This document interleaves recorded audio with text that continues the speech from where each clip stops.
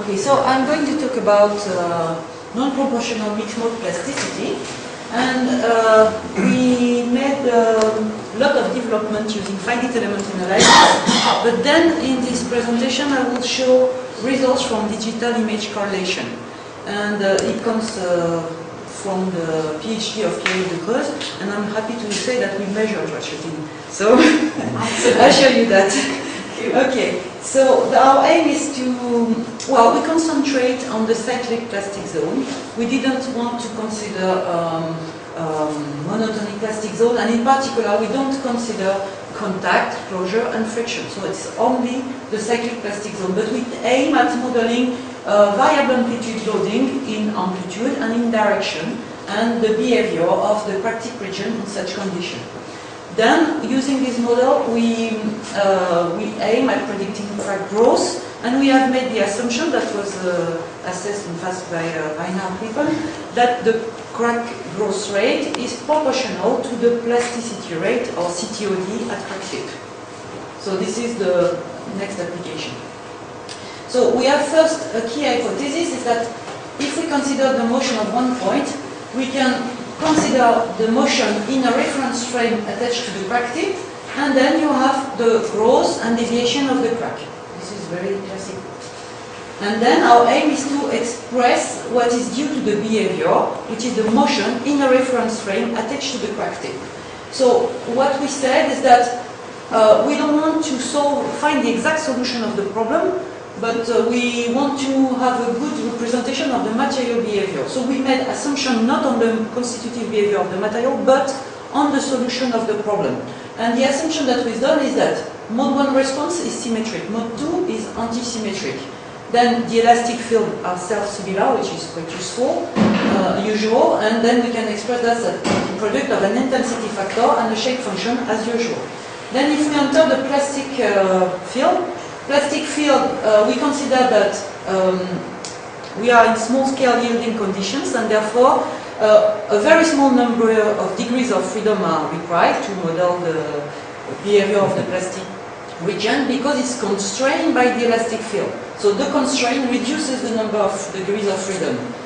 We also say that because plastic fields are constrained into a self-similar elastic field, they should also be self-similar. And this is why we can also use an expression as an intensity factor multiplied by a shape function. And finally, we say that elastic and plastic fields are kinematically independent, because we can always make an elastic unloading for many points. So this is useful for making projection. I show that later. Okay, just now to explain the significance of the parameters. If we have some increase of the remote loading, like this, we have first a macroelastic response, and this is how we model that. Very classical. You have this elastic response and its intensity factor. Then we can also have plasticity. So we have a dislocation loop, and if the mode 1 loading induces a mode 1 response, it should be symmetric, and those two dislocations here resume into CTOD. So this parameter measures, more or less, represent the CTOD. And this field, if we had a complete knowledge of where are dislocation, etc., we could have the analytical expression by superimposing the fields of the three dislocations. But in fact, we don't know exactly what is the dislocation distribution, so we will use either FE analysis or digital image correlation. And finally, those dislocations have an internal stress field, and they produce what I've heard, the plasticity-induced shielding effect. And this is why here, the intensity factor of the elastic response is not the macroelastic stress intensity factor, but we have also internal stress effect. So this is slightly different from that. Okay, so this is how we model the problem. But now we do that in mixed mode, so we have four reference fields, elastic and plastic for each mode, and 4 degrees of freedom, let's say macro plus internal elasticity for each mode, and plasticity for each mode. And those two parameters are a condensed measure of crack tip plasticity in mixed mode conditions, and they can be read as CTOD and CTSD. So to do that using the finite element analysis. We used at the beginning to have a push-pull test, and we obtain stress strain curve, and we determine the material constitutive behavior. Then we put that into a FE analysis, and we apply our approximation to extract the intensity factor, rho dot, k dot, etc. And we can plot k dot, function of rho dot, from the finite element analysis. And as Jitong showed, we always observe some ratcheting in this FE analysis.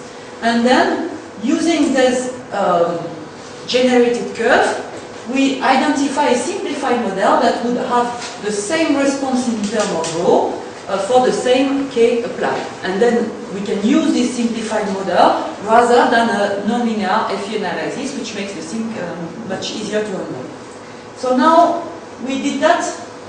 It's just an example. Here you can simulate using the finite element method a square cycle like this. Here it's K1, K2. We simulate this one. And we obtain this type of response, rho 1, rho 2, which is quite complex with ratcheting again. And this is here the model. So it's not perfect. I have not shown everything because we have not a good modelization of the ratcheting. So if we have the high number of cycles, it's not that good. Okay. So the model contains an elastic domain, a yield surface, a flow rule, and a hardening rule, and it's giving delta rho, function of delta k, and the elastic domain has a center and a size, and we also get the displacement of the center of the elastic domain. We published that in a book with some colleagues, so I make some advertisement. Now we go to experiments. And in these experiments, we use cruciform specimens and a biaxial servo-hydraulic machine, and we use digital camera to measure the displacement field rather than computing it using the finite element method. And we have the calculation of the stress intensity factor in this specimen, and we use speckles, and we here have the displacement field around the crack tip in mixed mode condition. We always use velocity field. I mean, for a load increment, we get the displacement increment at each time step. Okay, let's take this. So, how to construct our reference field? We did this kind of experiment. First of all, we have a centering procedure to stabilize the elastic domain for the crack tip region. When it's stabilized, we make 3 images: one at this point, one at this point, and one at this point. Between this point and this point, we consider that we have an elastic unloading condition. It's an assumption, but we make sure that it was not too bad. So, during this unloading, we can determine, using digital image correlation, the displacement field, and we say this is our elastic reference field, and we non-dimension it by the amplitude of delta k. Then, between this point and this point, it is at the same load level.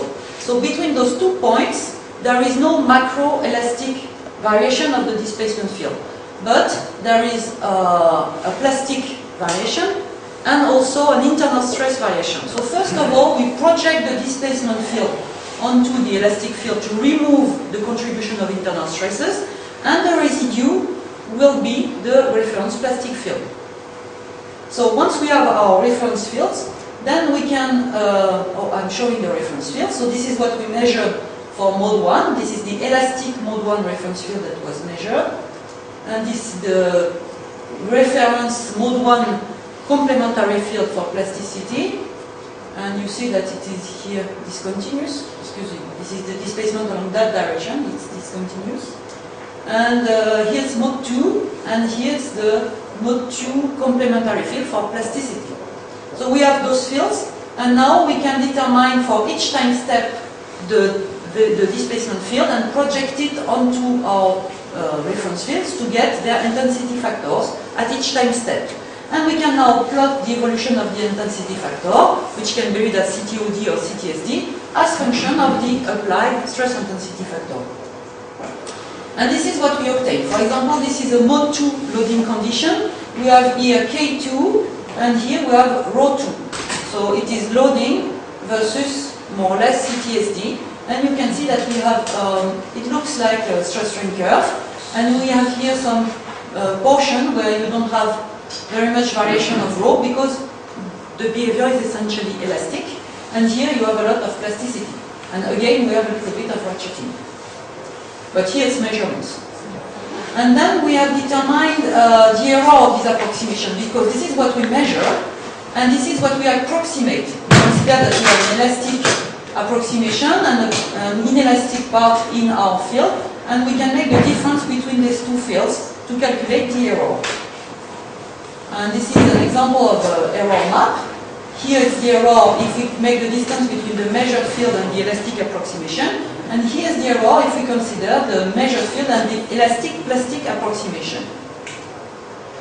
Okay, so we can calculate this error at each time step. This is the elastic error, elastic plastic error. Okay, during FE analysis, we always see that, you know, in here it's loading, unloading, loading, unloading, loading, unloading. And during, just after unloading, you can see that the error associated with an elastic approximation or an elastic plastic are the same. So it means that there is no need for including plasticity. So it means that the material is more or less behaving elastically. So this is a way to determine the yield point for the elastic, the crack-tip region. And we use this criterion to determine the yield point. So this is what I'm going to show here. This is the same from experiment now. So it's from digital image correlation. This is the difference, loading, unloading, loading, unloading. And you see that at the beginning of unloading, each time, you have no difference. So it means that it's more or less elastic. So we can see here this criterion plotted against the loading. Here's K1, K2. We had first applied the centering position to center the elastic domain around this point. And we can see that if we get here, there is a minimum difference, so it's really elastic. And if we go out, then we have some plasticity. So here. And we can, we can redo that, and we can explore different loading direction, and we can see that this elastic domain is closed shape, so we have plasticity everywhere if we go too far around. And then if we apply a significant loading scheme, and then we do this procedure again, then we can see that we have moved our elastic domain. So this is the elastic domain, and it can be moved if we apply a big loading scheme. Okay, so that's our first conclusion. We can show through experiment that we have an elastic domain, and it was assumed in our simulations, in our model. In that domain, we can use the LEFM equations if we like. And if plastic deformation occurs, the elastic domain moves, and another thing that we get is that now we apply cycle like this in that loading direction. The loading direction is also here. It's K2, K1. We have centered the elastic domain around this point at the beginning. And here the amplitude is quite big. So it's large loading amplitude. And you can see here that the loading direction and the plastic flow direction are different. Because the plastic flow direction obeys the normality flow rule. That's what we put in our model, but we cannot exactly verify that using experiment, but at least we see that there is no coincidence between these two. And in this case, at the beginning, the plastic flow direction is like this. And if we go further, when we plastify the material, the elastic domain is moving. And at one moment, we reach here the top of that elastic domain. And then we have a mode 1 flow, like this. So the plastic flow direction is changing, though the loading direction is not changing, which is quite consistent with our model. And then if we load, unload, etc., I just wanted to underline that we can quite easily measure the plastic flow direction, and it is reproducible. We have quite often the same plastic flow. Okay, we have plotted here the plastic flow that we have detected at the yield point. So it's a little bit messy, but more or less we can see that the plastic flow direction goes outward from the elastic domain. And now, I'm skipping this. Now I wanted to come back to ratcheting effect. This is a case where we had first centered the elastic domain around this point. And then we cycle like this in mode 2. And if we have a mode 2 loading, we have a mode 2 response, more or less mode 2 response with a little bit of mode 1, but almost zero mode 1. So mode 2 loading, mode 2 response. But now we have another case where this time we have exactly the same delta K2 amplitude, the same value of K1, but the center of the elastic domain is there and is not along that loading line. And in this case, when we cycle like this, we observe that we have mode 1 ratcheting. And during the first cycle, you have a lot of mode 1 ratcheting, and then you have a smaller effect, because of course, when you cycle like this, you have a displacement of the elastic domain like this on this side, like this on this side, and finally, the elastic domain moves up, and at the end, you will be centered, and then you should not have more ratcheting. But we didn't go further, so I don't have the end of this process. Okay, so that's my conclusion. We have modeled plastic deformation at crack tip through only a few degrees of freedom. And in the model, we have an elastic domain, a flow rule, and hardening rule. And these experiments using digital image correlation are consistent with the model and confirms most of the hypotheses. Thank you for the attention.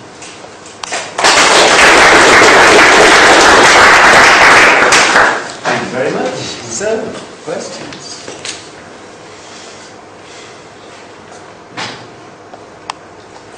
So, with your plastic elastic region, you mean small scale yielding. There, you can always use the small scale yielding approach. We are always under small-scale yielding conditions. So we assume that the plastic zone is confined to an elastic domain. And when we have loaded, we have first plastic deformation loaded in the crack region, and then if we load at the beginning, we have what you saw also in your experiment. We have more or less an elastic behavior of the crack region. But through these variables, we have an access to, it's like a non-local model, you see, because it's not at one point, it concerns the whole crack region. Okay, any more questions? Maybe just a comment. You saw the kind of ratcheting, yes. We were in mixed mode.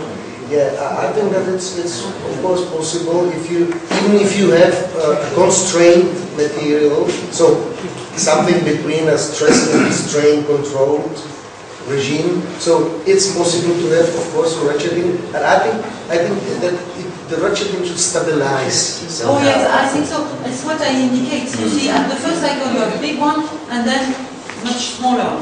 But we didn't go far enough to see the stabilization. It should be, yeah. And in this material is